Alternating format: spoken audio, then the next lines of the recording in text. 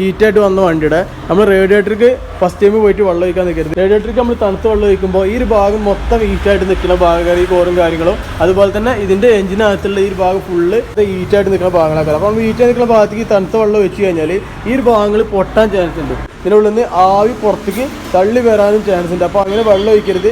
1 മണിക്കൂർ 1.5 മണിക്കൂറിലൊക്കെ ജസ്റ്റ് ഇട്ടിട്ട് പിന്നെ വെള്ളം ഒഴിച്ച് കഴിഞ്ഞാൽ ഈ ഭാഗങ്ങൾ കംപ്ലൈൻറ്റ് ആവില്ല. ചെറുതായിട്ടൊന്ന് ചൂടായിട്ട് ഹീറ്റായി എഴുതിയിട്ട് ഗാസ്കറ്റ് പോകില്ല. ചില വണ്ടികൾക്ക് 2 വട്ടം 3 വട്ടമൊക്കെ ചൂടായാലേ ഗാസ്കറ്റും കാര്യങ്ങളൊക്കെ വീക്ക് ആവുള്ളൂ. അപ്പോൾ എന്താ വെച്ചാൽ നമുക്ക് ഏതെങ്കിലും ഭാഗത്ത് ചെറുതായിട്ട് പൊട്ടും കംപ്ലൈൻ്റ് ഒക്കെ ഉണ്ട് ക്ലിയർ ആക്കിയിട്ട് ചെക്ക് ചെയ്ത് കഴിഞ്ഞാൽ ചിലപ്പോൾ ഗാസ്കറ്റിനൊന്നും കംപ്ലൈൻറ്റ് ഉണ്ടാവില്ല.